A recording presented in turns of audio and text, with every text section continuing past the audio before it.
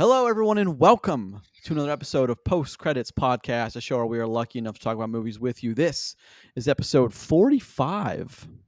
45. Thank you. Record on August 31st, 2025 to get posted to podcast services on Tuesday, September 2nd, 2025 to the usual spots: Apple Podcasts, Google Podcasts, Spotify, Amazon Music, Podbean, and then YouTube. If you're listening to us on an audio-only feed, feel free to come on over to YouTube. Check us out there.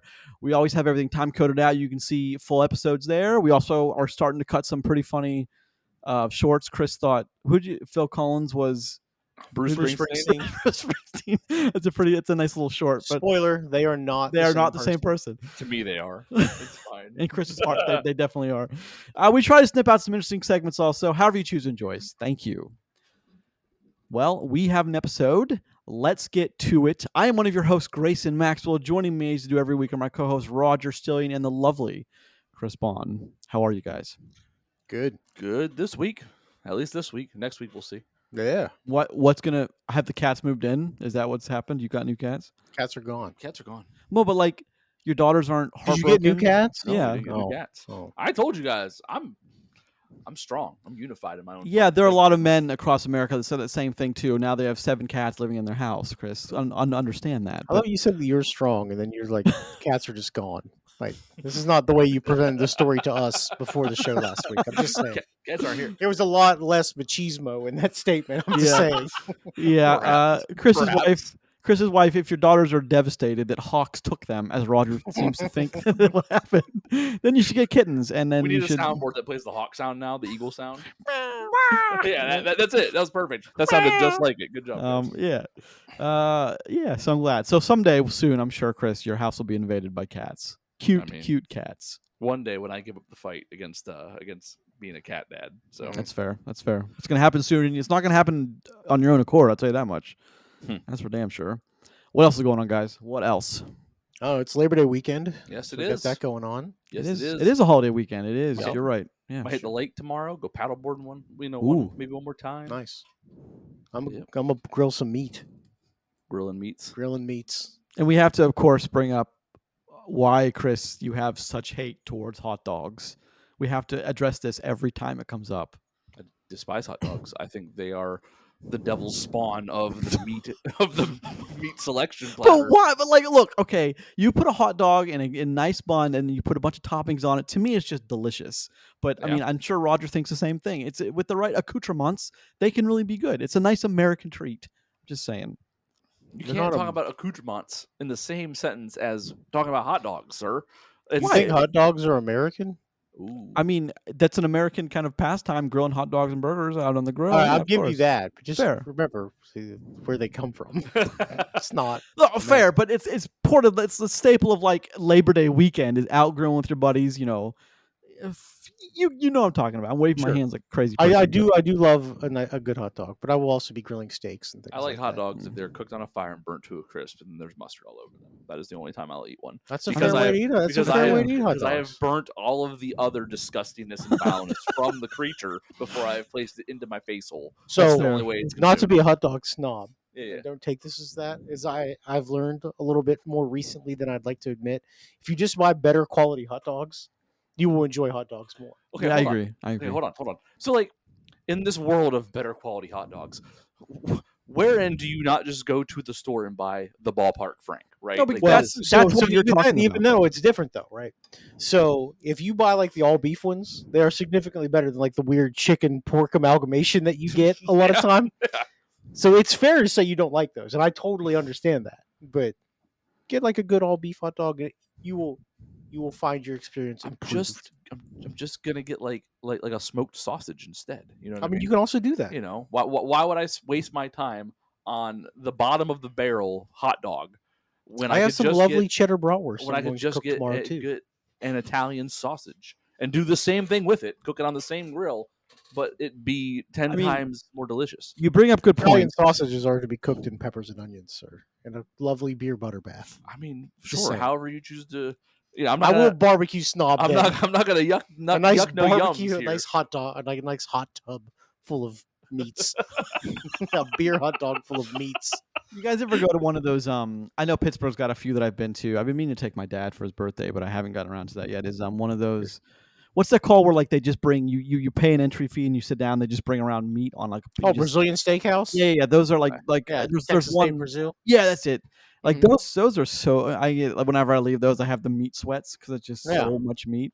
And Meat sweats is you paid a certain price, so like you want to eat all that you can. Yeah. So the meat sweats is a very specific kind of ailment, and I assure anyone who hasn't experienced the meat sweats, it's a real thing. Yeah. It's So, a gastrointestinal ride. That's for sure. It's also, But it's a also a delicious one. gastrointestinal reaction Oh, yeah. to the choices you've made in the last hour. My body's like, you're killing me. That sweating is your body's cry for help. Ah! yeah, but it's You good. It's delicious though. Sure. I mean, yes, bring me big giant skewers full of meats and serve them in front of me. Yes, do this. Yeah, All right. sounds like a grand old time. Yeah, why not? What did we watch this week, guys? What did we watch? Oh, I'll go first on go this ahead, one. yeah. Because I watched F1. Oh, nice. Oh, yeah, baby. I got Nice. to introduce F1 to some members of my family who Oh, did not nice. get to see it, and everybody's just like, "This is really good," and I'm Yeah. like, "Hell yeah, it's really good." Nice. I didn't watch any movies, but I did some movie discussion with my family right like the day after the week. You did independent work. I mean, kinda. I mean, like I didn't like in that way, but like we two people were talking about like my brother does movie night every week, and his favorite studio is now A24. Oh, good. When call. when he used to never watch movies, so like he loves He's a A24 snob now. Perfect. he likes them much. So we were talking, and I asked him, I was like, a movie I watched recently, rewatched it, and is a great movie is Blade Runner 2049. He's like, I have a rule. I won't watch a movie if it's longer than an hour and 45 minutes. I said, you're depriving yourself of so much good cinema. Hold on a second. For some arbitrary time rule. He's like, I know, I gotta quit doing Who that. made that rule? Like, it's Him. not even a normal length of movie. Him. And this shouldn't be Bash Chris's brother time because he does listen No, to the it show. won't be. Because he listens to the show every now and then. But Jake, you were wrong. Yeah, thank you. You said don't bash him, and then immediately tell him he's wrong. But yeah, but it's because like I told him I was like, if you're looking for something that's good sci-fi, good storytelling, and just a fantastic movie, you've got to watch Blade Runner 2049. Well, damn, I mean that even knocks out things like Iron Claw. Like that's yeah. That's what I was talking about with him, and it's like like there's A24 movies that are longer, an hour and 45 minutes that you're missing out on. Yeah. There's just so anyway, got to talk about some good movies, some good recommendations. He's like got to spread more gospel about Interstellar because it's now in like it's he's never going to watch that. No, it's that's way longer than an hour and 45 it's in the minutes. orbit of like of my top three like Sure. media Yeah, you love that time movie, now. sure. So it's like all these things. So it was cool. I got to talk about anime, which got deep into that with a couple of the guys that was there. So Hold on, so there's whole directors that your brother won't discover. He can't watch a Christopher Nolan movie. They're all longer than 145. yeah, I Yeah, know. he can't even watch Batman Begins. He can't watch any Nolan movie. He can't watch any James Cameron film. He can't watch. There's a number of different directors. He certainly can't watch Denis Villeneuve. That's like 3 hours apiece, man. Yeah, he'll be better off without the James Cameron thing, but the other ones are a sad thing. Hold on a second. I could never watch either Dune film. Hold on. Your statement, though, you're robbing yourself of Terminator, Aliens, and Terminator 2, which I don't under. If you think those are worth tossing aside, he's probably seen those already. Then he saw those in his youth. You know what I mean? I believe you left off Terminator 3 off that list. True. Yeah. No, get out of here. I actually just watched that recently. I have a whole different discussion. But Terminator 3 is not bad. It really isn't bad. It's better in hindsight after everything. Significantly better. Saying Terminator 3 and not that bad probably isn't accurate, but I understand where you're going with that. Well, here's the thing. I mean, it's the third best Terminator movie. Here's the thing. It's still so sad to think about, though. It still sticks with the mythos of Terminator. It still sticks with John Connor knowing he has to survive Judgment Day that was delayed, and it's still Arnold protecting him from like it still follows a Terminator formula. It just Linda Hamilton didn't want anything to do with it. Seth Green play John Connor in that or something crazy? No. Nick Stahl. Yeah. That's why I said Seth Green. Yeah, it's the same person, basically. No, it's not. I like where your head's at, but no, that's not accurate. like John Goodman and Russell Crowe. For sure. They're now the same person. Like Bruce Springsteen and Phil Collins. See? Very much the same. Wasn't incorrect on anything last week. No. All right. I've never told a joke. So this week. I'm getting ready for Conjuring. So I've started at the beginning, but I'm up to this week. I watched Annabelle Creation, The Conjuring 2, A Time to Kill, Getaway, which with Nick Frost, rad movie twist in the end. Wow. I don't think I've ever seen that movie. You should, if you've seen it. It's Nick Frost and Aisling B, and it's like a complete 180 from where it starts, and you're like, okay, that's awesome. Let's do more of that. Okay. The Exorcism of Emily Rose, Win-Win. Do you guys know what Win-Win is?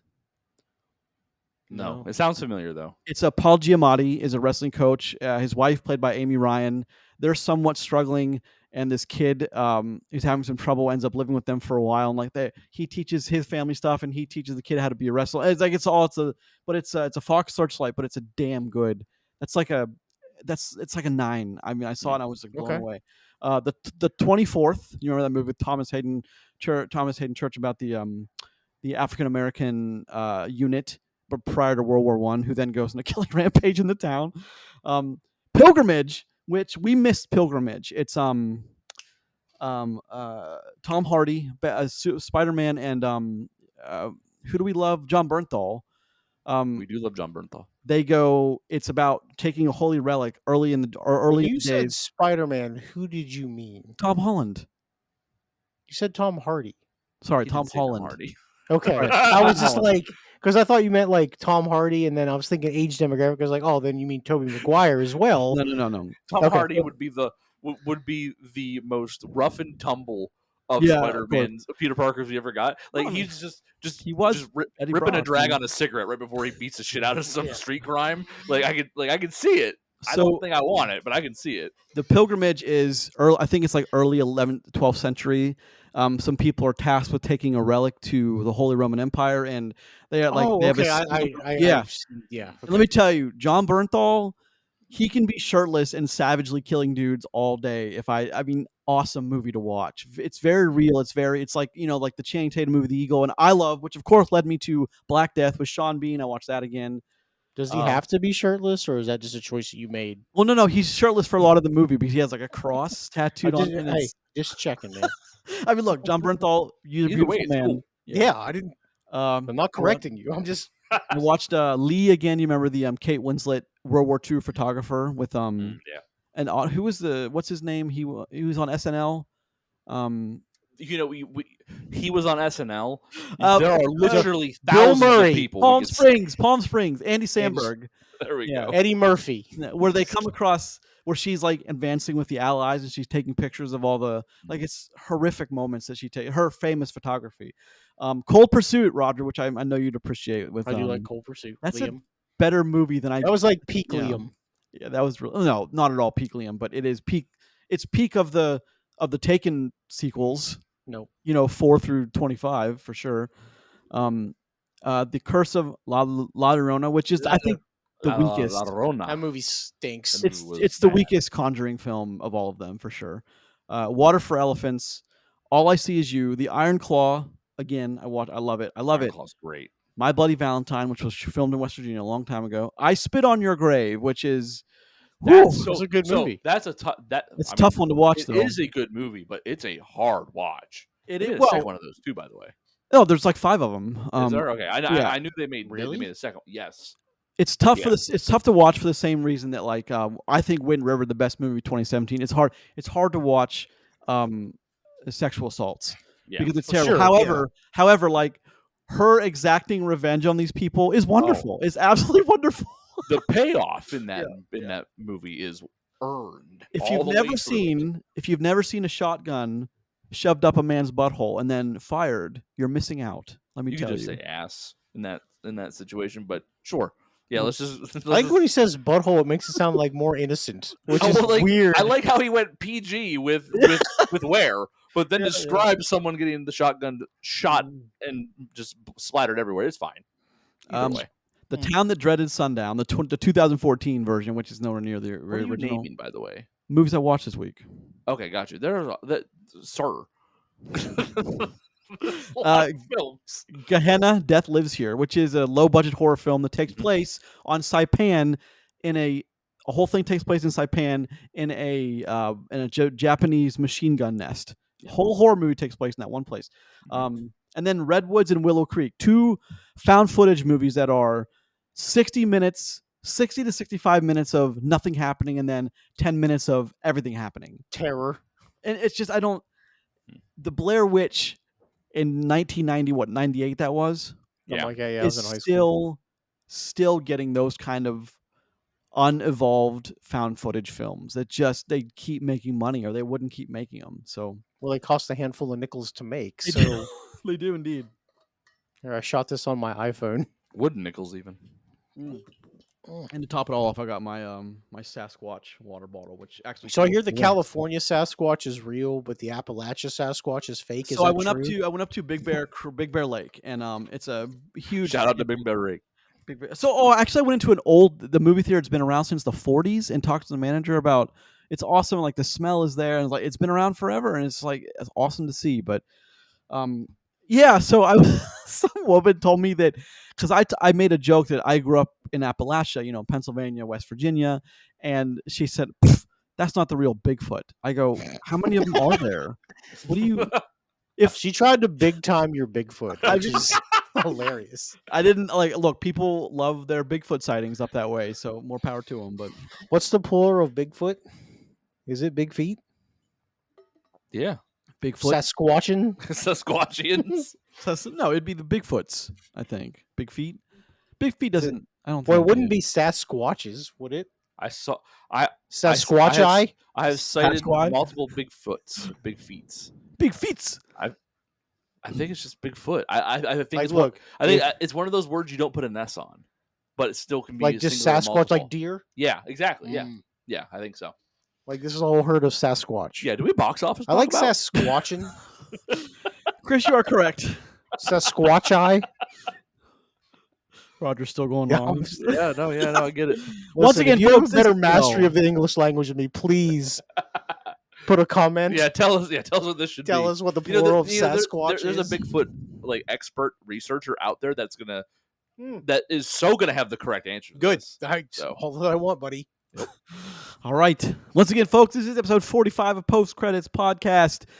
Let's start the show. Let's talk about the box office, shall we? Box office. Number 1, Weapons, stole it again, 10.2 million, with a worldwide of $234 million. This is a sad start to the week. 10 Like, look, million's the Weapons leader. is awesome. Good for Weapons. 10 million is not good. Well, the Like number COVID 2, numbers. number 2 at 8. No, wait, 10 times COVID numbers for sure. I but, mean, yeah, maybe.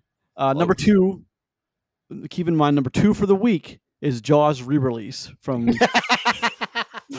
It's the 50th anniversary, 50th anniversary. So it did 8.1 million for a worldwide of 9.8. You know, good for Jaws. Sas- Honestly, Jawsin? Plural of Jaws? All right, number It's 3, already Caught plural. Stealing, 7.8 million with 14.9. I love Austin Butler, but didn't Bike Riders open very poorly too? it did. He just That movie's all right, though. It is All okay. right. And same with He Caught gets Stealing, his- it's okay. So Foot far, removed. He basically gets his foot removed with a spade shovel. So far, when Austin Butler is the lead in the movie, they're all right. This seems to be the pattern. They don't make a lot of money, though. That's true. Number 4, They're all right. Freakier Friday, 6.5 million, 132. That's doing better than when it first started. The Roses. I think someone on this show said that movie was going to be a really big deal, and that we were all going to be. I did. I regretting know. it. I'll cop to that. Of course I did. Because the Yeah, first I think one was. so. The first one made so much money. Where's the nostalgia? Whereas it's just been 20 years, people. You forget what you liked. It just doesn't. Again, The I'm movie gonna. industry is taking. Here's your nostalgia, and they're just grinding it into dust. I'm thinking about adding a sequence to this show as Old Man Young at Clouds. I think I really need that. Oh, but- yeah. You do that weekly anyway. I mean, yeah. I just need a buzzer to go off when you're going too far down a rant. And we need a graphic to show up in the corner of his camera that we can just light up whenever we. It's just a cloud. All right, number 5, The Roses, 6.4 million, 17.2 worldwide. Also, not a great start, but it's getting there. 6 through 10, The Fantastic Four: First Steps, The Bad Guys 2, Superman number 8, number 9, Nobody 2, and The Naked Gun. What is that sitting at? That's a 95 million. That's a Good damn for it, impressive honestly. number. Yeah, it really. I'm really proud of that. Good for them. Rated R raunchy. Wait, was it rated? It's not rated R. PG-13, but it PG-13, probably but should have been still. rated R. I mean, It probably would have been a could- little better rated R.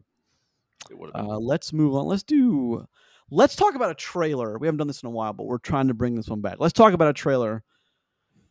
Gentlemen, we watched a trailer with Brendan Fraser, of all people, Rental Yeah. Family. What are the thoughts? What are we doing? Now, do you want to do it, Chris? Do you want to count us in for a thumbs up, thumbs down, and we can kind of gauge if we ever watch the movie?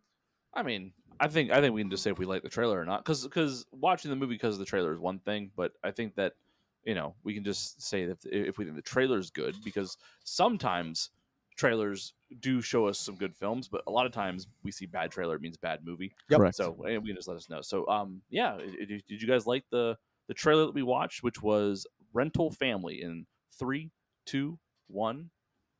Yes. Yeah. Yes, of course. Yeah, Roger yeah. did like a tepid thumbs up, but Well, so like, I don't like thumbs up in trailers. no, That's all. I mean, listen. okay, Just we'll do it again. That's one just off. got to dive in. You know what I mean? We'll see what happens. I think this is a cool trailer. And when I say cool, it's not because the movie looks cool. The movie looks sad as fuck. But Doesn't it? I don't think it However- looks sad. Hopeful, maybe. Oh yeah, it's gonna be sad as shit. oh yeah, that one's got. We can't wait to make you cry written all over it. Yep. I think the movie looks interesting, and I think Brendan Fraser has been criminally underused in the last, Dude is on fire. tons of years, and I'm glad to see him come back and be in some roles that have actual heart and lift to them. And this just seems like it's going to be another one of those films. So, also, I recently visited Japan in the last year, and it was really cool to see a lot of the iconic imagery and of like locations that I've actually seen in real life. That's really Nice. cool. Yeah, humble brag. Yeah, just a little bit. I'm really into this trailer. I didn't know what it was, so it may have actually made my list last week. If I looking around and rejumble things, it might have made the list. Though the three I picked probably not, but it was. I think this movie looks great. I think this movie looks. It's more of a big, bold, beautiful journey to me. It's more of an introspective. It's a small scale, looking at like a weird kind of patched together family through weird circumstance, but there's heart there because everyone always can relate to that kind of stuff. Everyone's got a weird family. Everyone's got weird things in that family, and it's just. That's what I like is we live in an age where if it doesn't have car explosions or a gunfight or chase, it doesn't make any money. And, kudos to Marvel for doing it, or, the Disney films for what they do, although it's not that. It's just, but those are the things that make money. But if something like this can squeak out a few bucks, I'm happy for them. And Brendan Fraser, I've never stopped loving Brendan Fraser. Brendan Fraser, you want to come on the show and talk about it? That's fine. But let's, in the 90s, Brendan was it, man. He was like the quintessential like movie star. He was good looking. He had it all. He had everything that you could want out of a B movie, real big action star. And then he just lost it, or maybe he just didn't evolve with the 2000s. Whatever the reason, he just didn't have it. And I'm happy to see him come back. I watch The Whale every now and again. That's a really impressive movie. Do you think Brendan Fraser would like you? I think so.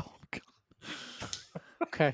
Just add him to a list of people that Roger thinks would hate me. That's fine. That's Well, we never said anything about that. We just I didn't say anything. it's it's your Just know there are other famous people that don't. So yeah, like okay, great. But it was your okay, kind of that is meant to instill doubt. Thank you for that. I appreciate that. so it I was mean, a vote of confidence, bud. Brendan Fraser's I don't want to say downfall because like that's not what it was. There was a time that Brendan Fraser was removed from the Hollywood like limelight and space. Basically forcefully. Yeah, it wasn't. Yeah. It wasn't like that he didn't evolve with the times correctly. It was that a lot of shit kind of happened behind the scenes for him. Sure. And actually They black flag that dude not even behind the scenes either. in for front some of the scenes. Yeah.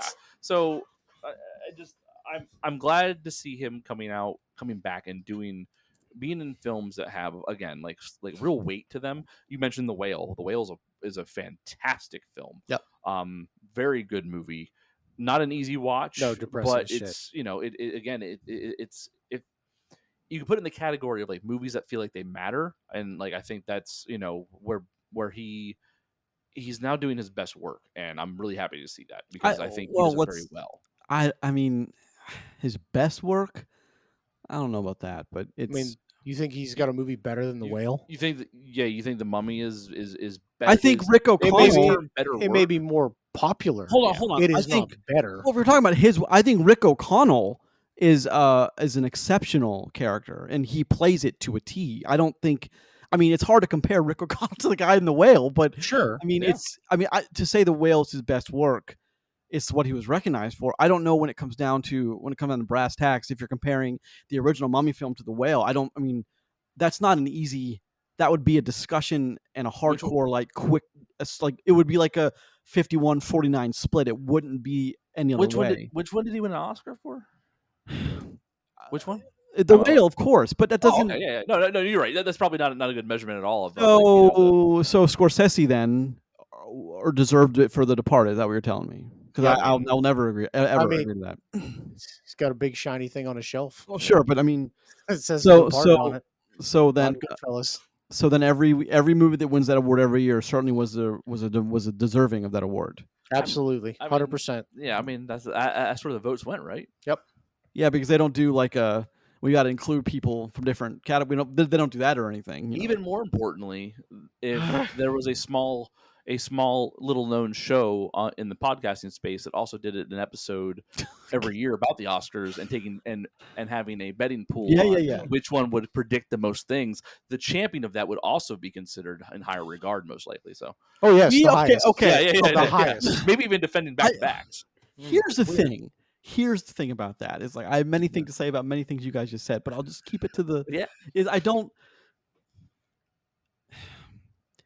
I'll just let it go because I'm not trying to ruffle any feathers. I'm just saying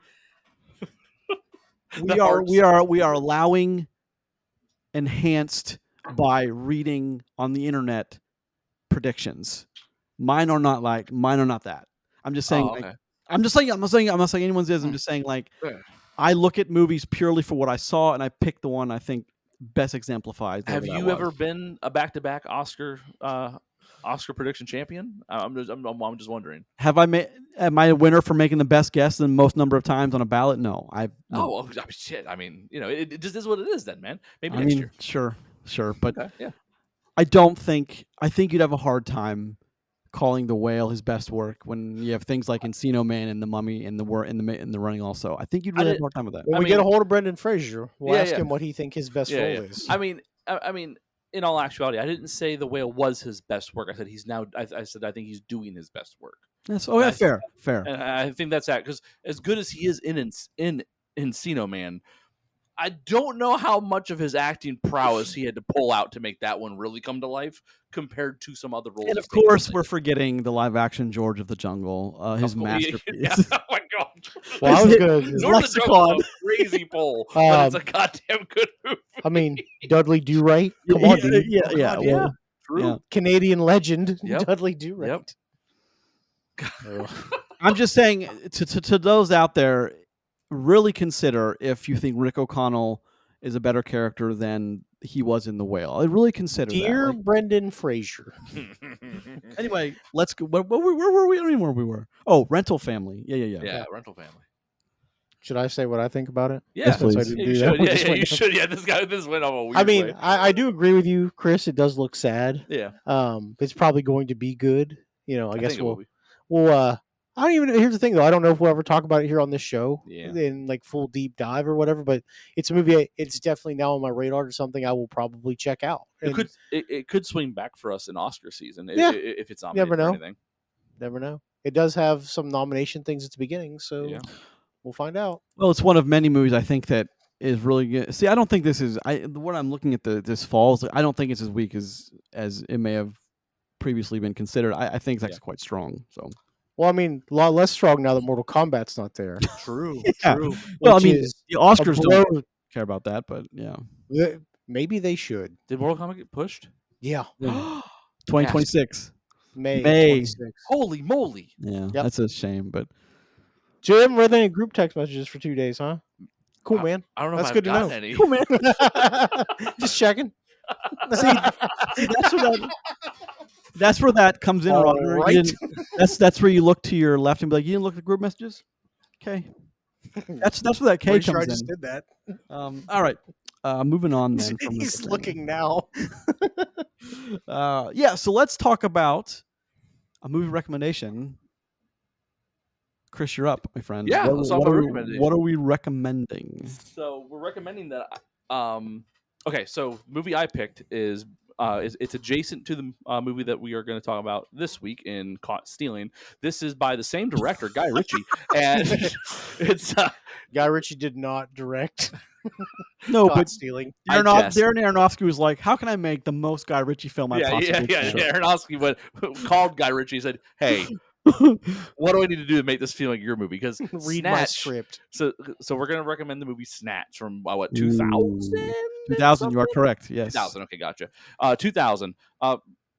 Huge ensemble cast. The people that I reckon I remember most notably are Jason Statham and Brad Pitt. There's a whole bunch of others in there that I just blanked on, I think, too. Yeah, we have whoever Stephen Graham is, Vinnie Jones. Vinnie Jones. How dare you not remember Vinnie Jones?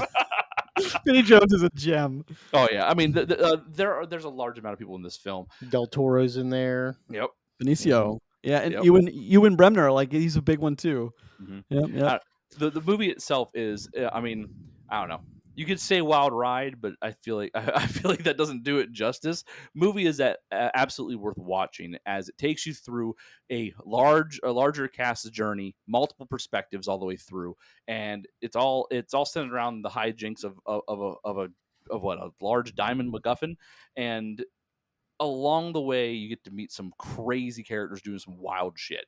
And the movie is hilarious. It's brutal, violent, and just every piece of this puzzle, if you look at it, it doesn't look like it all fits, but then as you're going through the film, they all slot just perfectly together to make a very fantastically fun film all the way through. Don't watch it with the kids, but other than that, you should probably watch Snatch if you haven't seen it ever, or go watch it again. So I'm gonna read on IMDb the definition or what or the description of it, so take out the first three words: and unscrupulous boxing promoters, violent bookmakers, Russian gangsters, incomplete amateur robbers, and supposedly Jewish jewelers fight back, track down a priceless stolen diamond. If you take out unscrupulous boxing promoters, you have any Guy Ritchie movie made at any time There you ever. go. True.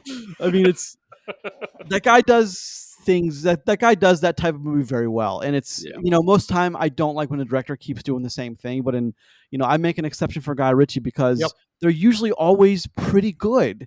Just keep doing the same thing, please. Yeah, it's like a lot of people thought Guy Ritchie was done, and then he made The Gentleman. And then he's like, nope, he's right back on the radar, as he most rightly should be. Because let's all forget about King Arthur. Let's just. He also did The Covenant, right? Which he did. He did. Which we've talked about before in a previous. He did Aladdin. It's true. He did Aladdin. Will Smith's Aladdin. I mean, yeah, all right. I mean, somebody had to. I know. Well, The Covenant's good, so. Covenant is good. The Gentleman is good. Wrath of Man is great. Wrath of Man is pretty good. What's the other one? Operation Fortune Rouge de Guerre. It's okay. It's okay. Yeah, but Snatch is also pretty good. Very good. Pretty okay. Good. And definitely worth your time if you've ever seen it or if you haven't seen it in a long time. So pick that one back up. Is available right now on Pluto TV and Amazon on Prime as well. So Pluto and Prime. If you've not seen Snatch, there's a Pluto TV is like a free thing I think you can get. I don't know much about it, but like Tubi. I think it's one of those like free programs. Neither of those are sponsoring us, so screw them. Anyway, if you've not seen, there's a really famous editing sequence in Snatch. Like it changed how to edit in certain action film. That's why Snatch is one of the more famous movies of that time. Is there's a sequence with they're chasing a rabbit, right? Bulldog? They're chasing an animal that's running, and it's intercutting with something else. But how it's done, it did something to redefine how editing was done for in action films for a long time to come. So that also is a big deal. When your movie still is 20 years later influencing other action films, big deal. So yeah, John Wick is kind of in that same boat now for a more recent example of that too. Change things, that just changed the landscape of how things are done by certain types of films. Indeed. It's got an 8.2 on Rotten Tomatoes. Sorry, I'm on IMDb. I wonder what it has on. Does it have a decent score on Rotten Tomatoes or anything? I don't know. It's only a 55 on Metacritic, which is criminally low for this movie. I think that's criminally low. Yeah, because I think the audience rating is an 8.2 on. It's Metacritic. 1,000,005. 1.5 million on Metacritic, shattering all records.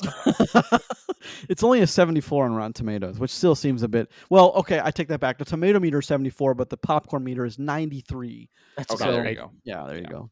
I think somewhere in between those two numbers is the right combined number. Yeah, For sure, yeah. me it was an 85 Well, like, overall. Sure, I mean, if you don't like the way Guy Ritchie makes movies, there's no way you'll like Snatch, right? Snatch You know is what I mean? not going Yeah, to be yeah. for you. Yeah.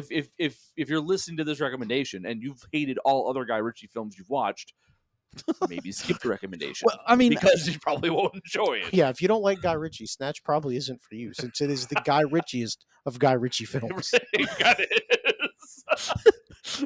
I'm not sure how I'm not quite sure how I feel about that statement. And I've been ever since Chris said something about a while ago about it's been percolating. One of you guys said something and it's been percolating about it may not be your thing, but like, well, no. I mean, if you love movies, they should all be your thing. It's just some more than others. But Yeah, but I mean, it's not like Guy Ritchie films. I think is. I'm not. Well- if you don't like Guy, so for instance, I don't like Tarantino films, but I acknowledge that they are expertly made. But The to not- highest quality stuff is high Yeah. quality. Some of it is I not agree. high quality. I mean, we didn't like Pretty Things. It won a lot of Oscars. Won everything that year. Didn't it win everything that year? Just Yeah. So God. it's I think that's What's There's your another favorite one Guy that's- Ritchie movie? my favorite Guy Ritchie movie. Snatch. I love Okay. Snatch. Easy. I saw Snatch the first time when I saw it not when it came out in 2000, but a few years after. I saw that movie the first time, and I watched that movie on repeat for All a the while. time. And I should have been watching it at that point in my life How either. about you, Grayson? I might go with Gentleman.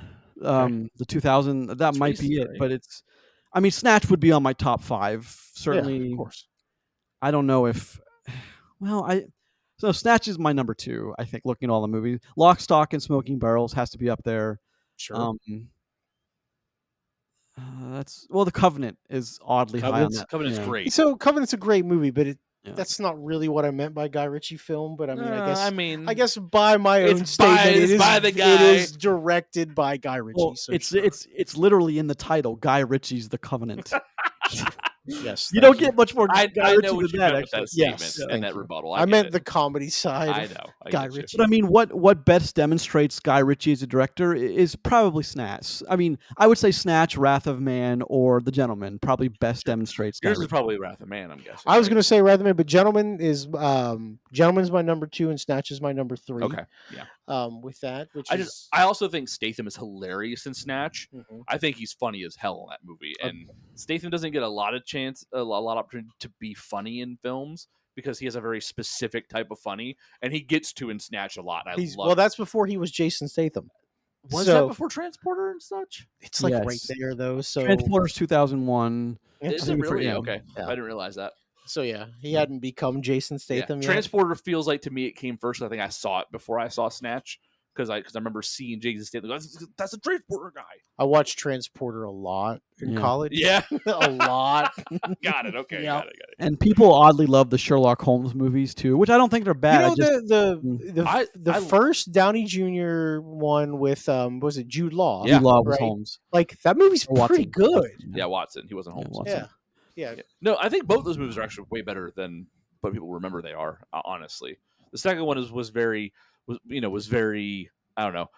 It wasn't Pinky's Up, but it took itself really seriously. Little too serious. It took itself really seriously, but I enjoyed both of those movies. And the villain, the Moriarty character in the second one, who plays him, really good, really great actor that played him too. And like that the I don't remember. the junior versus versus that actor, like that whole back and forth, just some of the best stuff I've seen. Oh, Jared Harris. That's right. Jared Harris That's it, played him. yep. Yeah. Yeah, I think that was really good. A lot of fun to watch. Yeah, no, you're right about that. Those are good. I think those are. I mean, I don't know about better than people remember, but those are certainly good. I don't know if that, but those are. I mean, Guy Ritchie's is a solid, action director that uses the C word a lot, and oddly, He doesn't use the C word. his scripts do. That's for damn Scripts sure. do, and the people in his movies have to. But they're always very. I know. I just watched again this week. I forgot to write down Ghosts of Mars with Ice Cube and like a Jason Statham looks like he's about 22 years old. Yeah, that's a lot of fun too. That's an awful movie. Do you think Guy Lord. Ritchie should direct could direct a good Mortal Kombat film? Ghostbusters.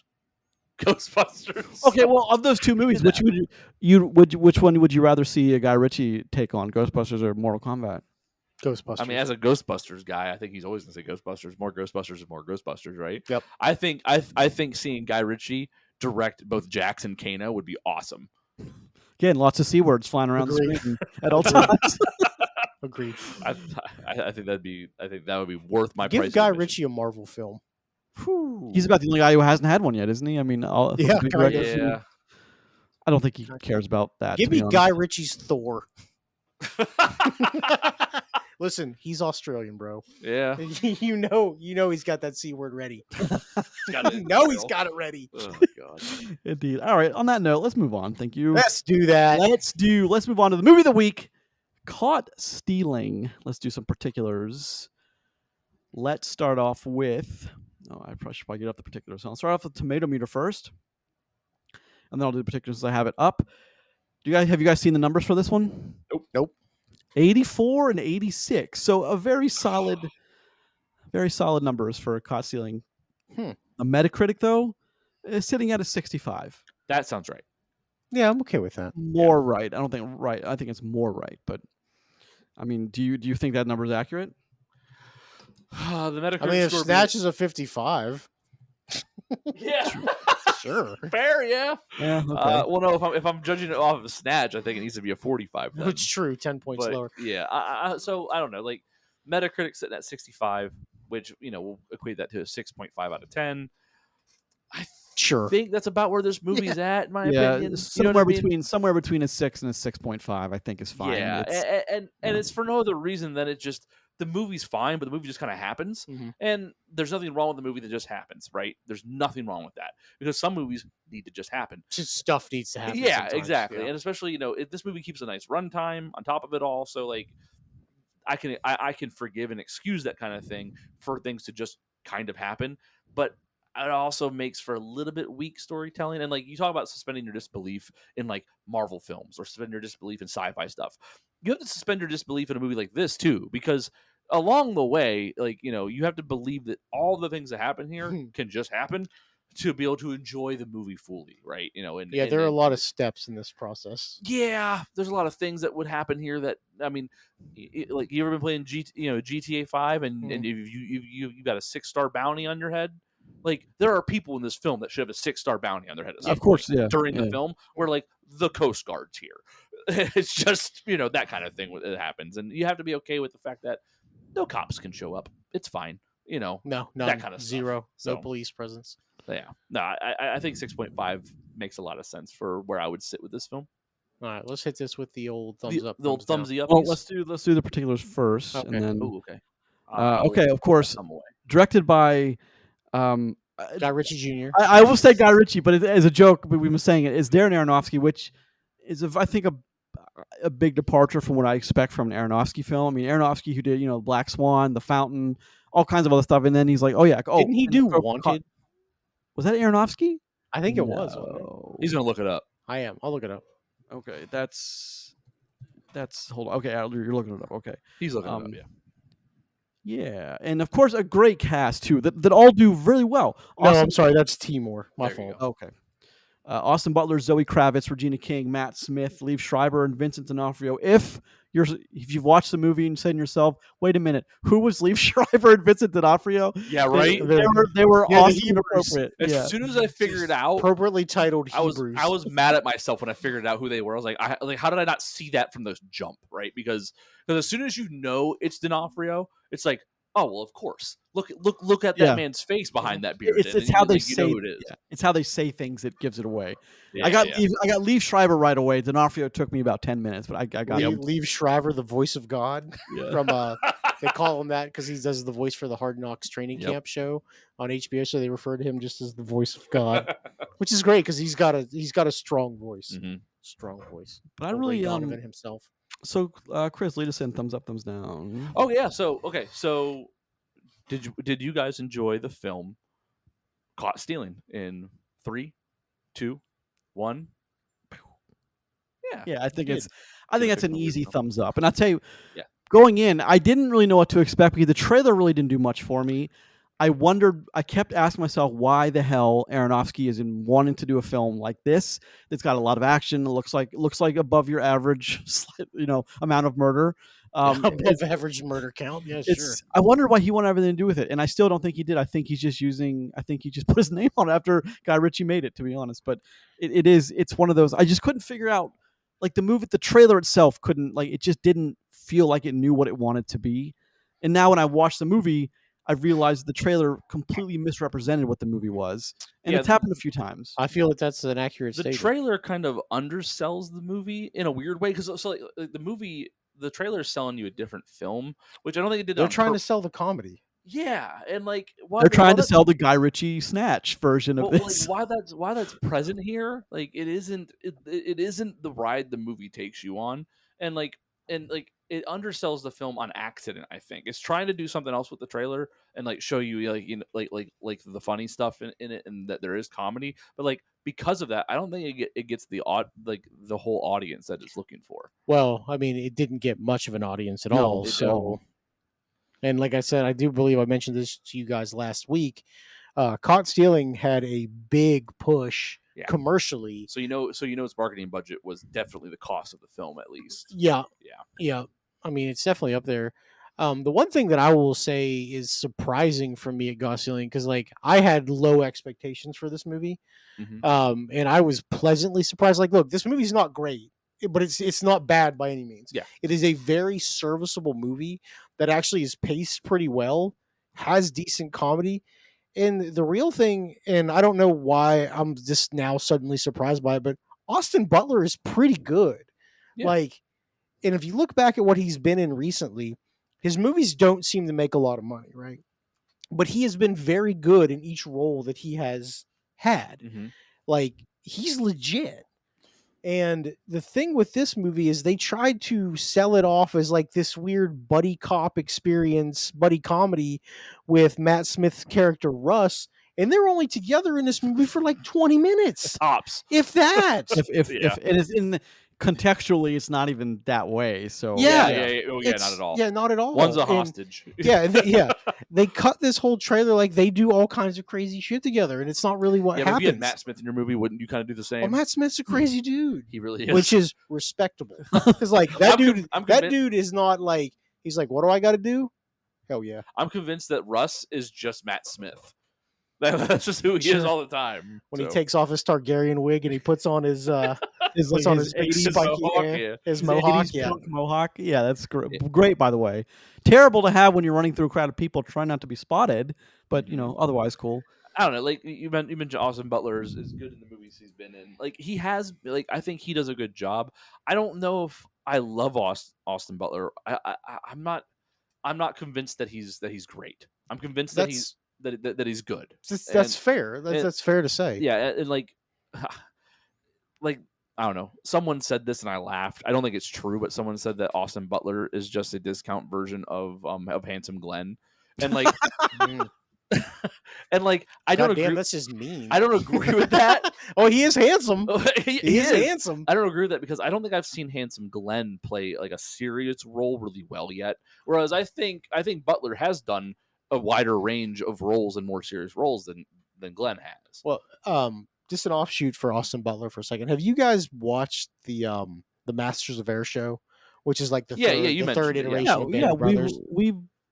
We may have talked about it on a previous venture. Yeah. But yeah, so like I mean, he has a large part of that where he plays Buck, who is like one of the big pilots in that, Yeah. and he does a great job in that movie. Yeah. Like or not movie, that TV show, because it shows a lot of more serious stuff from him, Yeah. far less comedy.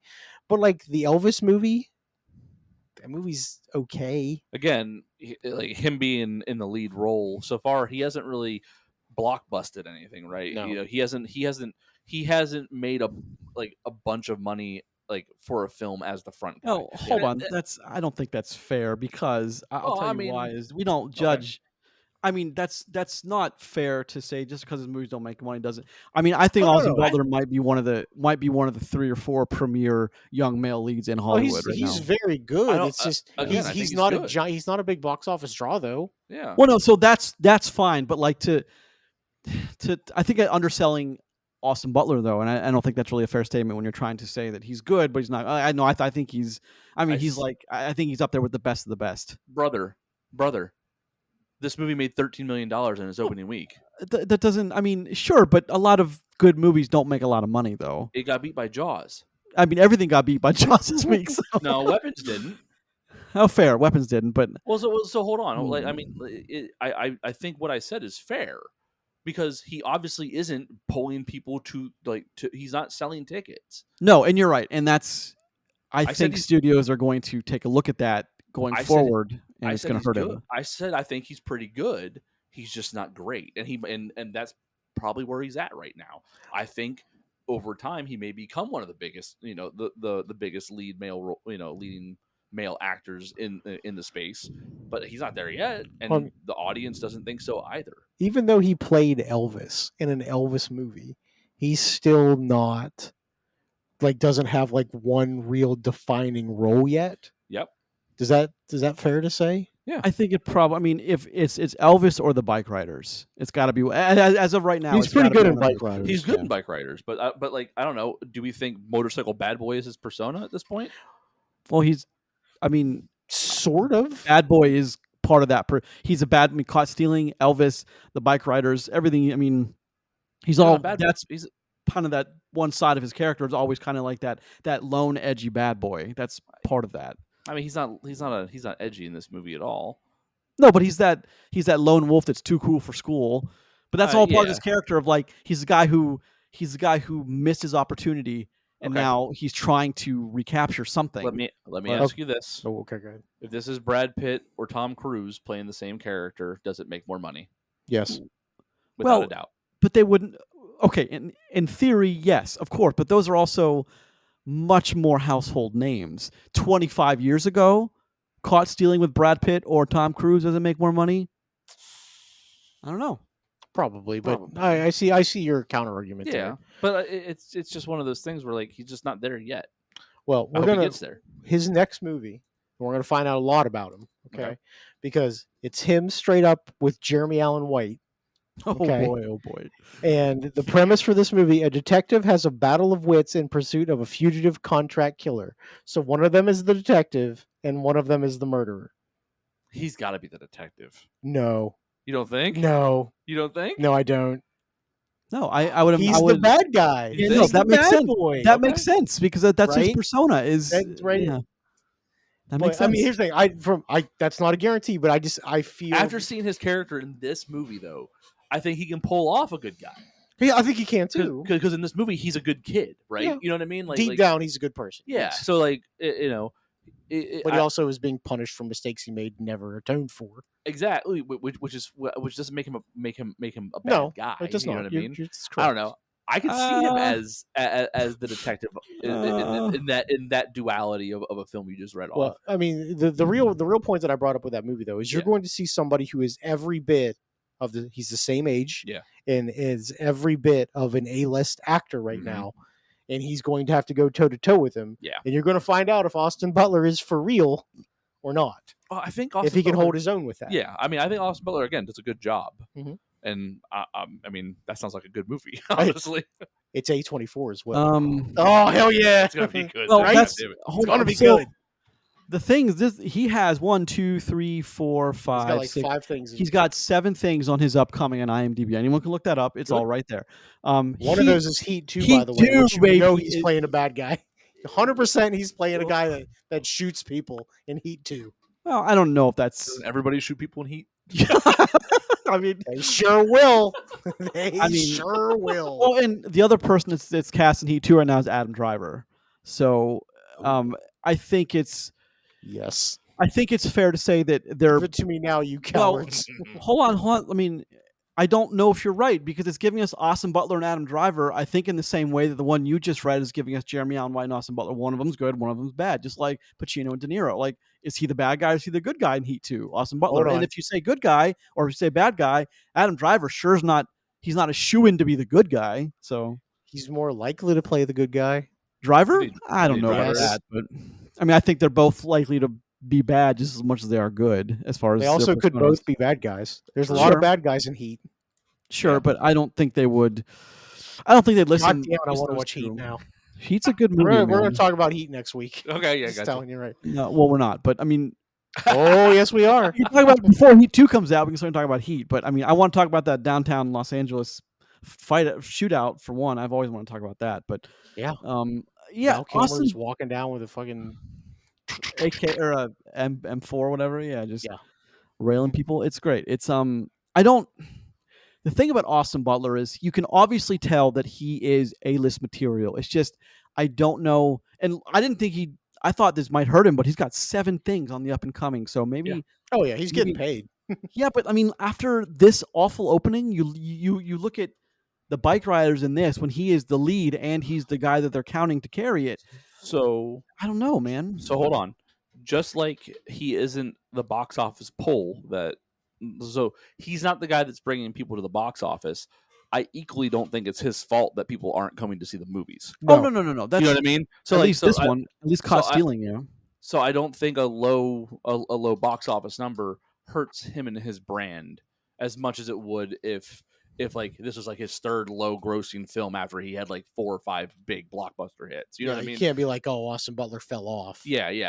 I don't think this hurts him as bad because he hasn't blown up into that huge golden ticket opportunity kind of actor like The Rock, for example, how he was just printing money for whatever he was in for a little while there. One thing to consider too is when your movie is released on Labor Day, it's not exactly slated to do a bunch of money anyway. It's not like this came out on 4th of July weekend. Yeah. As like the big pull and got buried. Yeah. Is May a big movie month, by the way? May, yes. Yeah. So Mortal Kombat getting moved to May is a good thing. Got it. Okay. Just wanted to squeeze. Okay, so I didn't even think about that, but the box office we did earlier is probably not even at all accurate. Why? Ooh, yeah, because of the holiday weekend. Yeah, There I'm could sure be they've only delay in reported. reporting. I'm sure they didn't. There's no Sunday numbers in that. I'm sure there's only Friday now. I'm sure there's only Friday numbers in that. No, there's no way Weapons did $10 million on Friday. Or Friday and Saturday. I just don't think they're going to release the full weekend until Tuesday or Monday night. I mean, this isn't the first time we've had to read the box office incomplete. So no, that's all right. It happens. But as of right now, but yeah, it's I think it's interesting. I hope it's not a complete box office. Well, yeah, it's a criminally low. It probably is though. Ooh. Yeah, I mean that's less than 20. Well, that's less than like $30 million. Yeah, for the top 5 movies. Jesus, Sure, it is what it is. Yep. All So right, let's talk about this movie. yeah, so more on this film though. I like the way this movie starts out. I think that it does I understand the movie's called Caught Stealing, and it has those like the connotation to like his baseball past. The very first thing you see is someone stealing home in baseball, Yep. obviously. However, it has zero context to the rest of the film.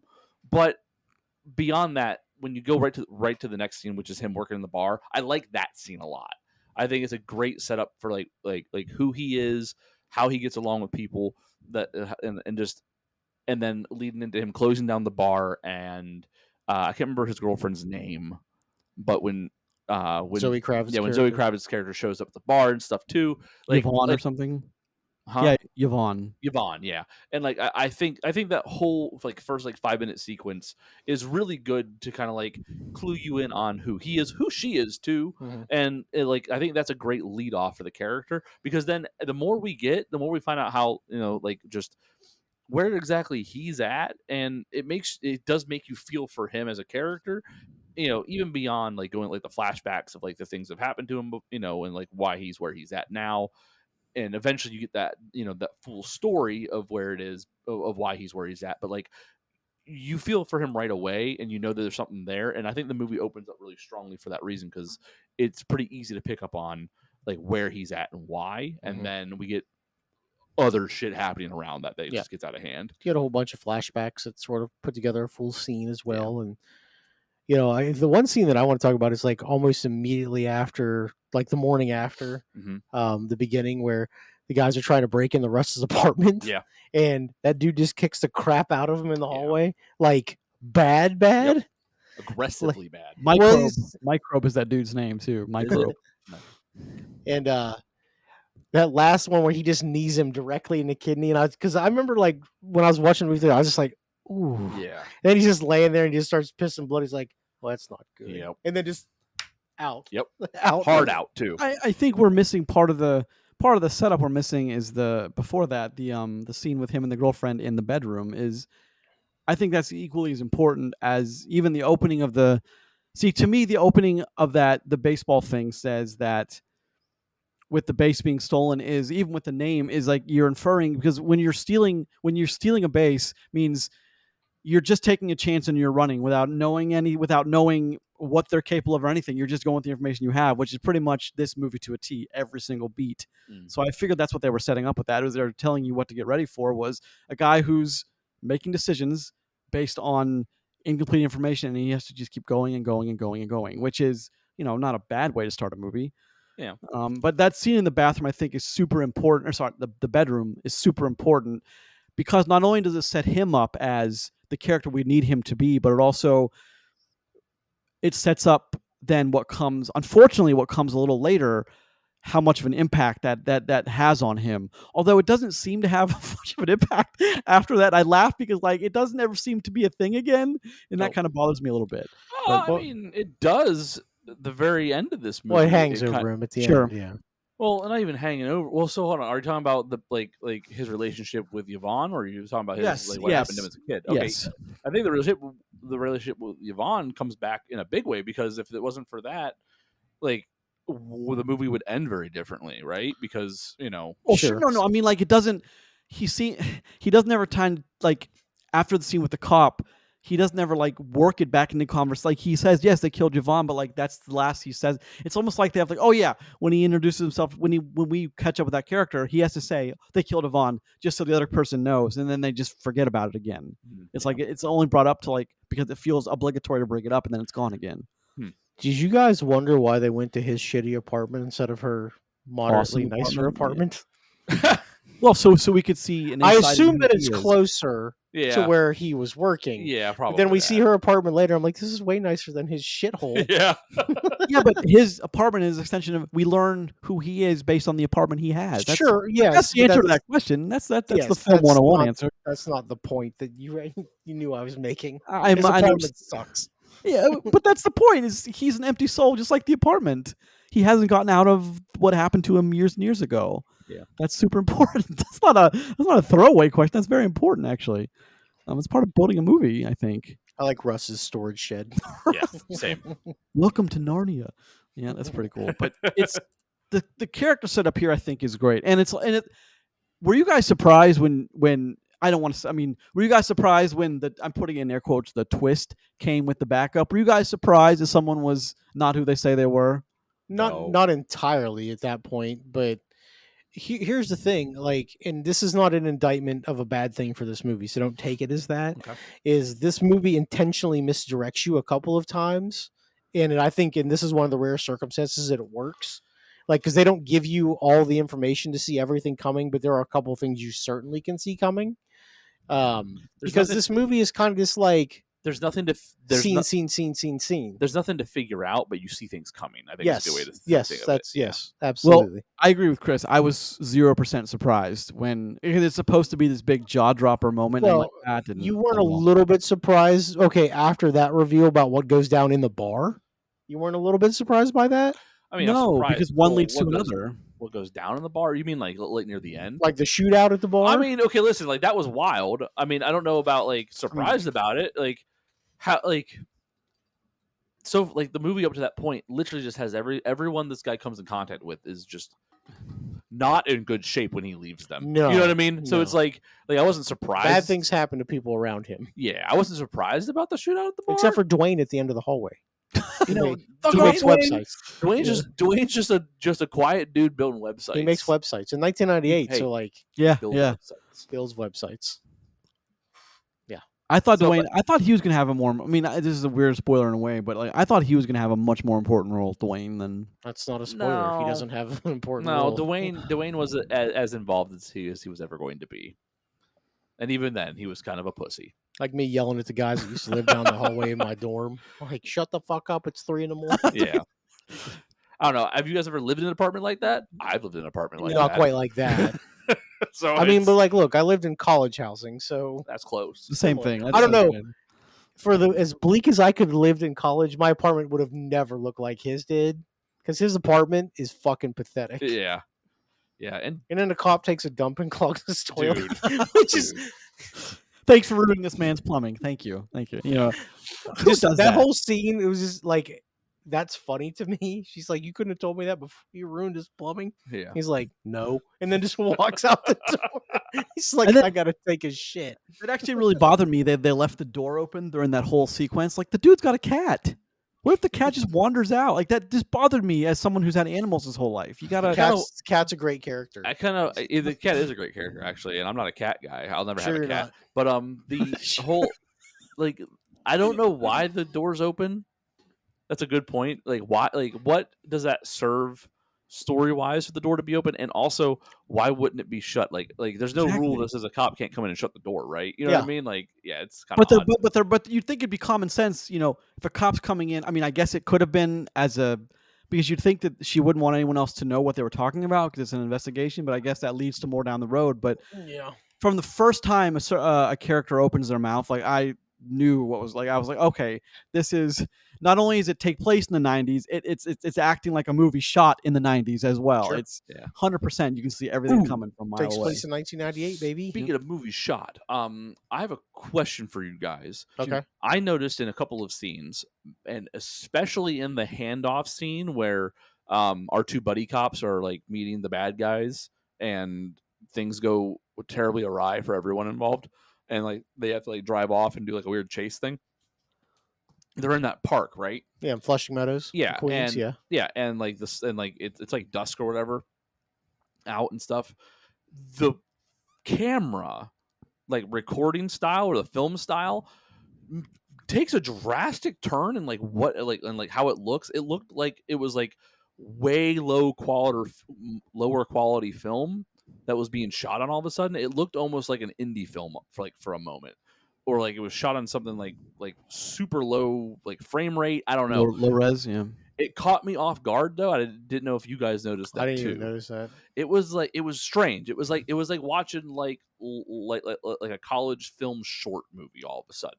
Just for like that specific scene, like setup of scenes, like it was really weird. I didn't know if anyone else noticed that. Honestly, I have an idea of why that may have happened, because maybe something happened to A and B camera and they had to use the GoPro footage for whatever reason. Like maybe they just couldn't, like they couldn't go back and shoot it, and something happened to that footage. Because there's an instance of all of that. Okay, so back when I was on Super 8, way back in like 2009, so that was still back when they would do a film break. So they would break at lunch, and some courier would come get the film because they were still shooting on actual celluloid, and then he would drive the film to the airport. That was that person's job every day: drive to the airport and back and make sure I got on a flight.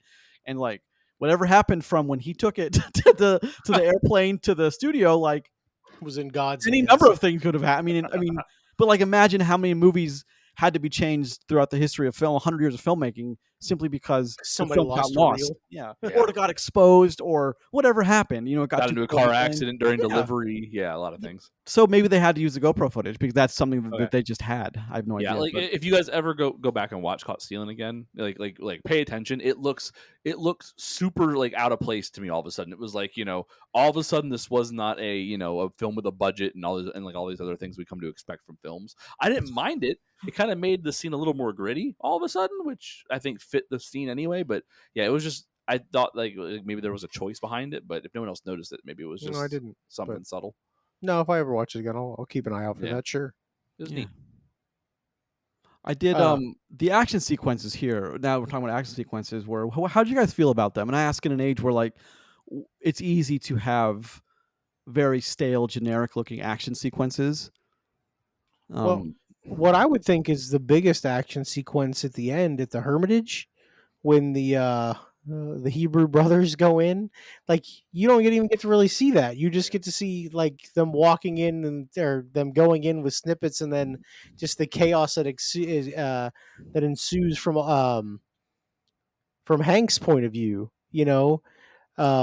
But the other action sequences, like, you get a lot of hand to hand fighting in this movie, and it's always in short bursts. Like when he knocks out the microbe, The 1-2, dude, he two-pieced this man and annihilated him. he was napping. Dude, I love when he was just he takes his jacket off, and Austin Butler, like, he cocks his hands back Yep. like he's gonna fight, and Microbe's like locks himself in. Yep.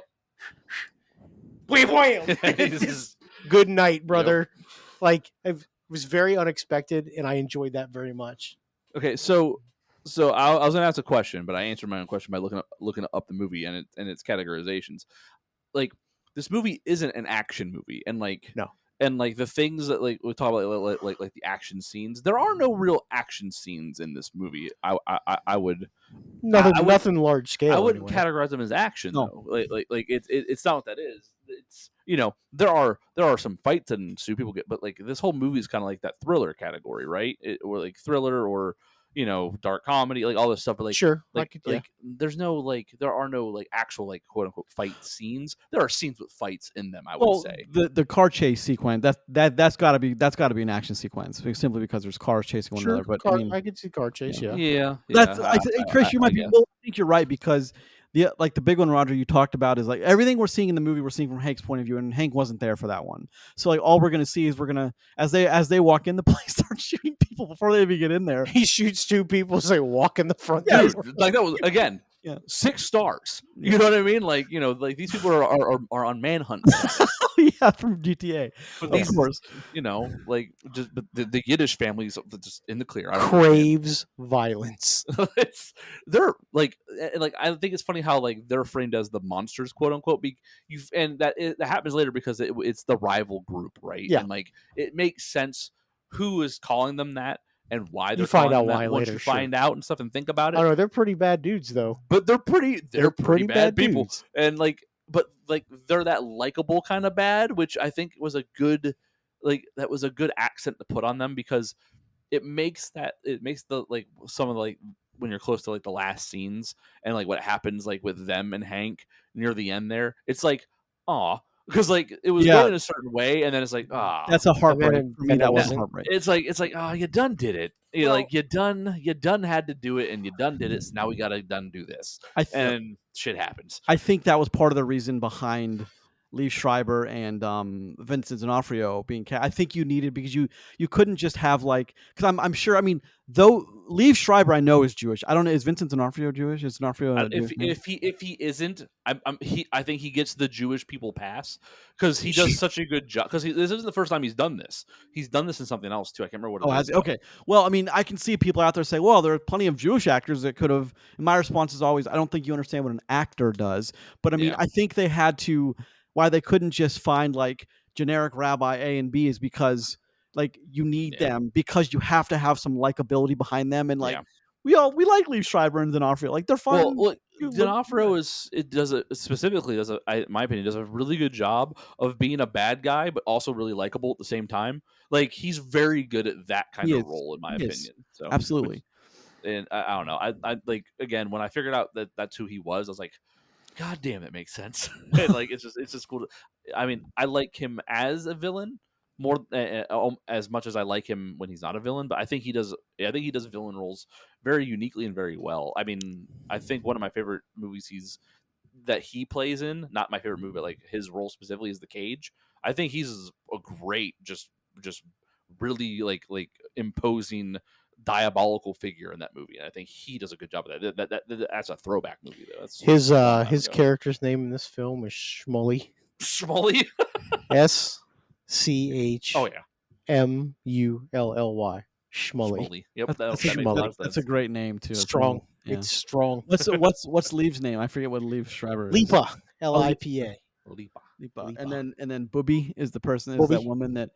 is Yeah, their mom. that's the Yeah. thing is, Mom. I like. Why? Can I ask you guys a question? And I mean this Sure. in all seriousness. Is that sequence where he goes to the house, and why is that in this movie? Where he What goes do to you the mean? house and they're like, "You got to eat, or you're going to upset her." Like, I understand because they're using it as it's like, tell us more about Hank's transformation, but Well, you could have done that as such a different way too. it's all no. I think. Well, you're Well, right. they had somewhere could. they had to be though. Yeah, but they're using that scene to also build them up for that scene where things go wrong between them all. Sure, This the sure. same thing. They want that moment to feel like aw, Yeah. because like you don't get to kind of ride along and grow with any of these other characters involved besides Hank and Yvonne, but like The cat. well the cat, but these two characters they're doing that because and they're the only ones we get to also see because they want you to connect a little bit with them and then things to go wrong. You know what I mean? Like that's Sure. exactly what that's for. Yeah. It's But to like, make Even though them they all- was it because to connect the mom things? Because if all you're trying to do is connect them, all you got to have them do is risk themselves to save him from a fight. Even if all they're doing is saving the key, he can see it as, well, they saved me. So like, you can do that quick little. But it seemed like it seemed like they wanted that for the trailer to make people think that was funny. That, oh, he has to eat the soup, or the mom's going to get mad. Ha ha ha! Awesome. well, I Butler's mean, hilarious. I think it's stronger trailer moment than it Sure, is movie moment. sure. For sure. That's my But point, it though. serves a harder purpose in the film. It doesn't feel like out of place to me, yeah, if that's what you're I don't asking. think I so mean, either. they said that they got to do this thing in a couple hours, but they had an hour they have to be at a mitzvah. Yeah. And you ever been to a mitzvah, Hank? And because we're not letting you go. Yeah. And we don't want this to be super weird when you take you to this house where our family is. Yep. So you be cool, and we'll be cool, and you don't get splattered on the sidewalk. Yeah. I love when they have him in the room and it just shows Hank's like, this is the frame, and he's like, I don't have the key, and it cuts back to Lee, who says clearly, and then cut back to him who's naked because they already He's touched him. naked. Yeah. Thought that was dressed. pretty well timed comedy in a movie. Would you guys add comedy to a tagging of this movie? I'm not sure I would. I think it's there. I mean, I would. I mean, the comedy is there. I don't know if I'd lead it as like comedy thriller or whatever. I'd I mean, call what's it it an action tagged as now? It's dark comedy for sure. dark comedy. I think that's what it is. Yeah. It's just crime/comedy. Dark comedy, gangster, psychological thriller, comedy, crime, thriller. Yeah, but would you assign comedy to this movie before you'd assign the word action? So it's not. It Yes, says crime/comedy in the This thing is I more saw. comedy than action for sure.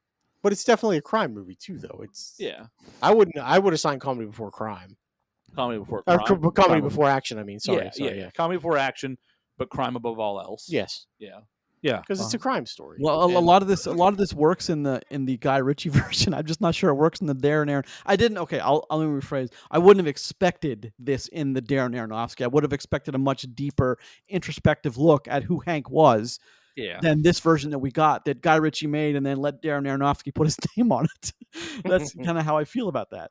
Maybe, So. but I mean, in the end, like I'm not upset that we got this movie. I mean, I think Austin Butler gets to play a character that he hasn't quite yet played in Hank, because he really isn't a bad guy. You No. know what I mean? He's a good kid all the way through this movie, just in really shitty situations. And yeah, his decisions that he's making ultimately, hurts people. But again, he's not like, we can see clearly his intention behind everything.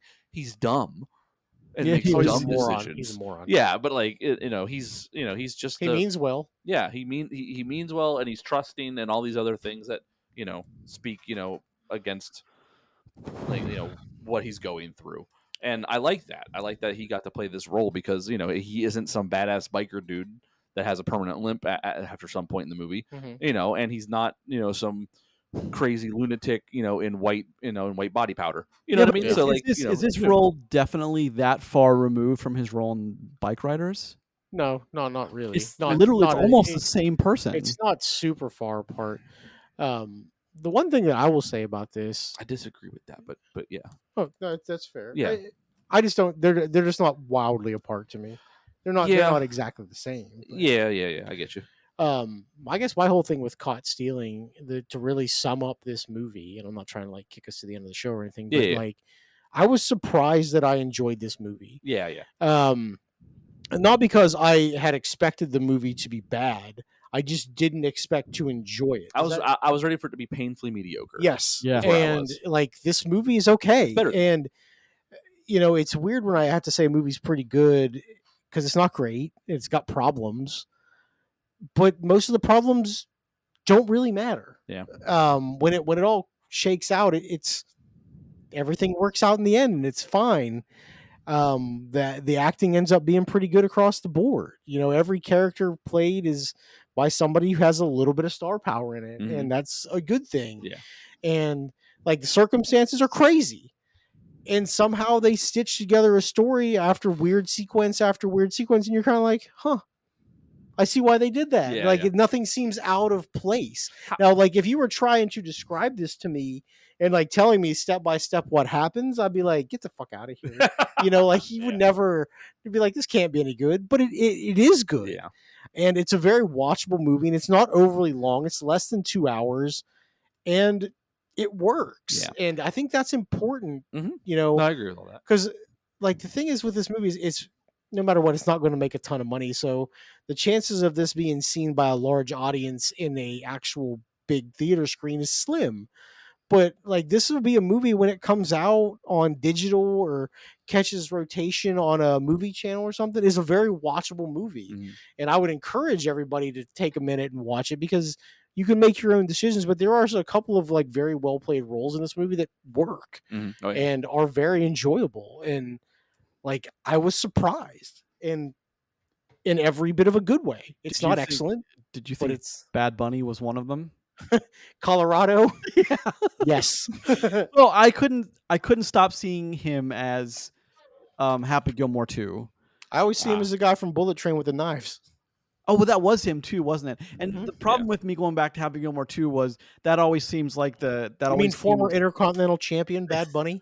is that always seems like influenced by what's his name from oh geez, who was the guy who played Mr. Deeds, I'm very John sleepy. Turturro? Yeah, Turturro. Like he always that's the role I feel like he was They emulating. do look for- very similar. Well, Why did he say like he Mr. was Deeds acting. and you immediately knew who he was talking Well, about? because he looks like young John Turturro, or from Lebowski, Jesus from Big Yeah, Lebowski. yeah, I'd say I that. don't, more I than don't even anything. mean that. I just mean like the fact that in Happy Gilmore 2, he was always in the right place. He always looked very dapper, and so did that was another Adam Sandler. But I can't take Bad Bunny seriously as a villain. I just can't. Like that's to me was one of the negatives because even though they tried to make him imposing, I just never accepted him as imposing. I mean, I think he did fine in his role. I wasn't like, oh, I wouldn't be afraid of this dude if he was in my house with a gun pointing it at my junk. crotch. Yeah, like I think he does a fine job for that. I think that in the end he's a lackey. He plays a lackey, and when he's in the bar, he dies like a lackey.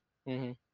I mean, Which that's was a fair. bit of a surprise at that point, though. Like, Yeah. I'm not surprised that it happened in general. I'm Yeah. surprised it happened when it happened. Yeah, yeah. So, yeah. Like, the bar scene gets a little crazy. Bar scene gets a lot crazy. Yep. Actually, Well, a lot of so many it's- bad yeah. decisions being made across the board by all people For involved. sure. Yeah, I mean, of course, but like, does everyone use their brain when talking about these situations? It just doesn't make any sense. But it's Well, just listen, I do love that even in a movie set in 1998, we get a sweet Motorola StarTAC flip phone. Yeah, We do. Hell yeah, dude. we get a few of Hell them yeah. actually. There's a few of those flip phones in there. and a cool gun lighter. Yeah, okay. Without being too spoilery, do you guys really think that those two would have been that stupid? I just don't see that. I mean, after everything they've been through, after the hundreds and hundreds of crimes and murders they've had to cover up over the years, the Hebrews, do you really think they would have been that dumb? Hold on. What makes you think they're covering up crimes? I feel like they've been doing what they're doing. You for mean like the getting last- away with crime? Yeah, Yes, yeah. sure. There's a Covering it difference up? here. I don't think they covered it or up. or Yeah. doing things to cover their tracks to make sure that they're not found out by people. That's all I meant by I that. don't think is- they've ever done that either. They're I very mean, they walked into basically a wedding venue in the middle of the afternoon and blew the place up. yeah, And then didn't even get into a car, just casually walked out the front door. fair. Yeah. yeah, Okay, but- like they're not criminal masterminding it. They are just bad dudes doing bad things, and they're very casual about doing bad. But things. just remember too, though, this movie is set, 28 years ago. yeah, 98. like- or whatever. So it's not like Yeah, not everybody has a cell phone. The cops aren't there in 30 seconds. You don't have a 45 clips of video evidence showing you who you're looking for either. Yeah. And what about their characters in the movie we saw makes you think that they wouldn't shoot somebody and then go and someone look and go, oh, I like this, and then take it with them. Sure, but hear me out. Is I feel like they've been doing what they're. I feel like those two guys have been doing what they're doing for like 25 or 30 years, and to not have an all APB manhunt out for you and just exist in the city where you're committing tons of, you got to have some sort of skill covering your tracks, or at least good at what you do that you don't leave witnesses.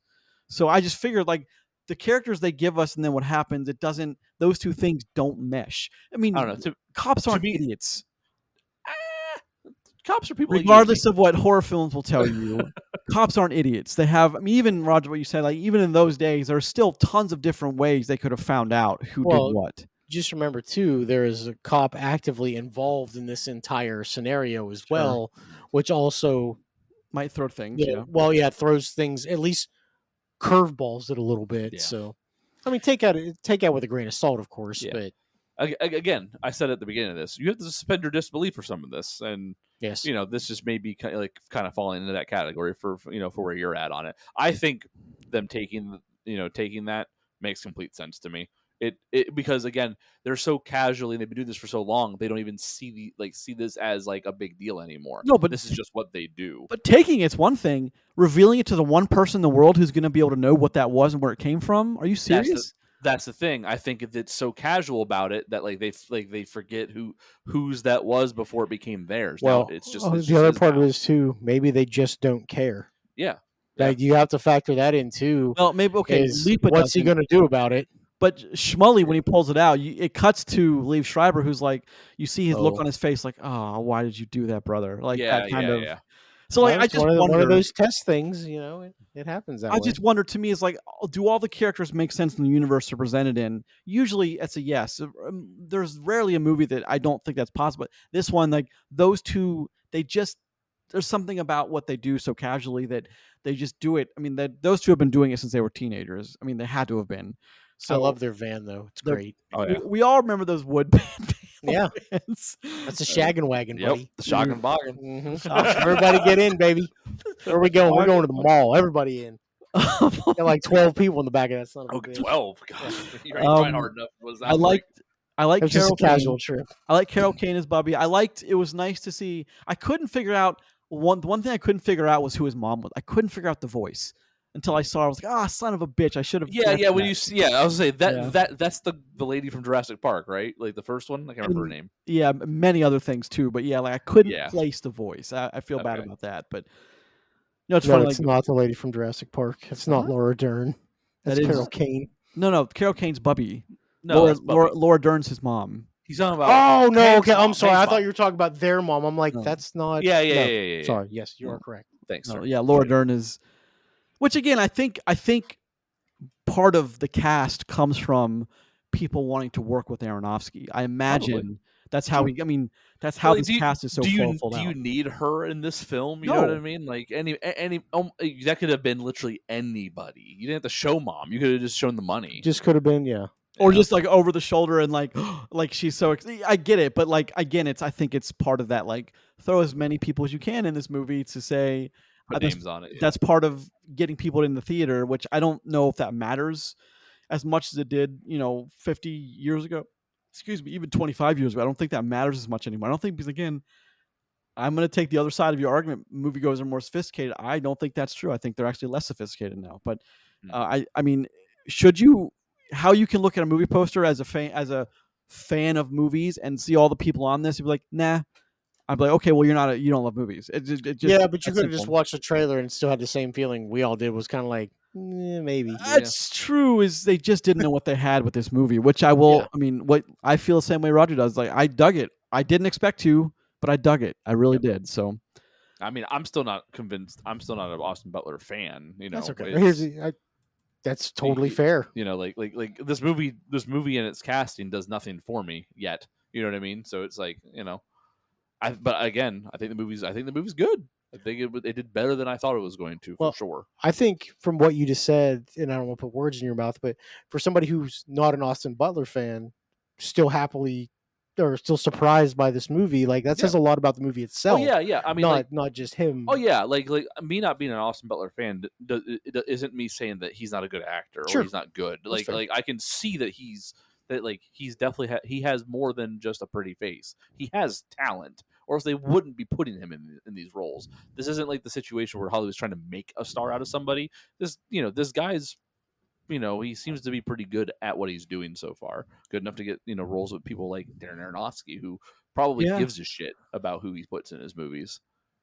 I mean, It's going to be Aronofsky's. Go ahead. going to be the co-lead in an A24 movie with Jeremy Allen White. There's another big A24 movie coming up too. Not the Smashing Machine. I just saw another one. Like A24 is really expanding their Smashing properties. Machine. Remember, A24 has got the prestige where people are like, I want to do one of their movies. Yeah, Smashing Machine might be the first good movie The Rock's in. So I can't wait to see it.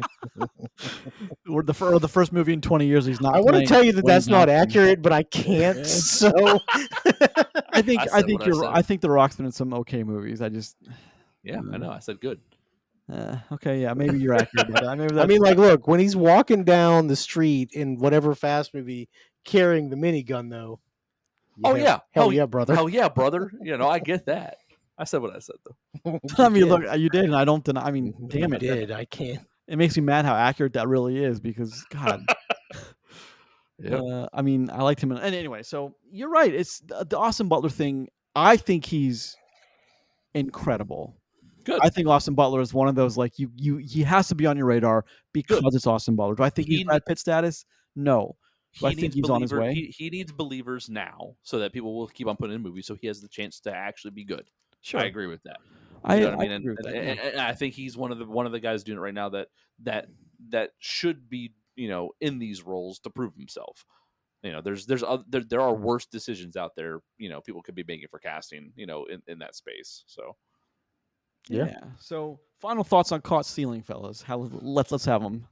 I think I'll go first here. I think we're all going to kind of be in the same ballpark on this, but like better than we thought, better than I thought. I won't screw you guys. This movie was better than I thought. I was not excited to see this. I'm okay. I'm okay that I saw it.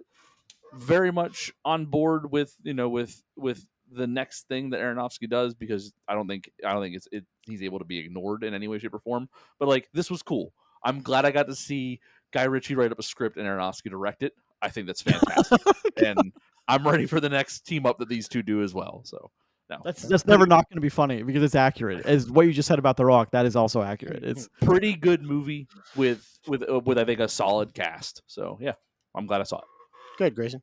I think Caught Stealing is okay. I don't think it's anything that after this year is going to be referenced by many people. But when it's on rotation on TV, I think it'll be watched a lot. Mm-hmm. I think this will be a big movie with what Roger calls the olds. But I think that the movie will find its niche and people will like it. I was the youngest guy in my showing. I wish Austin Butler would have. I wish Austin Butler would have bigger openings. I think he deserves it. Especially with Austin Butler and Aronofsky. But this isn't that movie. It's not fair to say, well, Aronofsky didn't use it. Well, Aronofsky also made a movie that was not his forte. So there's kind of some gray area there too, where maybe it's not really kind of an accurate representation of what Aronofsky can do with someone like Austin Butler. But I think it's okay. I thought it was fun. It was oddly well paced, I thought, and Butler plays that guy who we didn't talk about the like one of the major like focal points of the film coming back to, but I think he plays that guy well of he had his shot and then he himself blew it. He screwed it up and then he never like came to terms with it. And then we catch up with him in a series of events that's going to make him come to terms with that. I think he plays that guy well, and I hope to see it again. I mean, I can see him in Heat too. I can see him in the movie that Roger read the description for upcoming. Like I'm excited for Butler to see where Butler goes next. That's what I'll say. Yeah, sure. So the last thing that I'll say about this movie is, well, I enjoyed it. It's pretty good. I think it's ultimately probably going to end up being forgettable. It's going to be a movie that somebody's going to bring up like a year from now and be like, oh yeah, movie's all right. Yeah. And like that will always be where caught stealing falls for me. And I don't really mean that as a negative. It's fine. Yeah. And being fine is okay. And good for them. I hope, we see if this is the worst movie I have to watch in September or late October or late August, fine. Congrats to us. We're doing okay. If we don't get average films, then we'll never know that we're getting great films. So, well, we tend not to get as many average films as we get bad, Yeah, and I will that take too. the average trade-off over bad. yeah, Any that day too, of the that week. too. Well, I don't know. The quality level went up quite a bit when we stopped talking about Netflix films. So I mean, that's Yeah, but inevitably we're going to get drugged back into one at some point. I know we are. Yeah. So well, I it's mean, fine. the third Extraction film, I will absolutely make sure that we watch. Listen, I don't think we're going to argue about the third Yeah. Extraction film when it comes to watching But it. like, look, if it's bad, I'll say that it's bad. It's Yeah. it's that It's easy to do. I don't expect it to be bad, and I don't want it to. It's got a lot to live up But to, if it though. is bad, it's bad. It's bad. This is how it goes. Mm-hmm. All right, bring us home, brother. All right. Thank you, gentlemen, for joining me for this discussion. That does it for us in episode 45. 45. Post Credits Podcast, a show where we are lucky enough to talk about movies with you. If you listen to this episode on an audio-only service such as Apple Podcasts, Google Podcasts, Spotify, Amazon Music, and Podbean, feel free to head over to YouTube. Check us out there also. Turn us on while you're doing something in the background. We can entertain you. Thank you for joining us, and we look forward to seeing you next week for the latest Conjuring film. Ooh.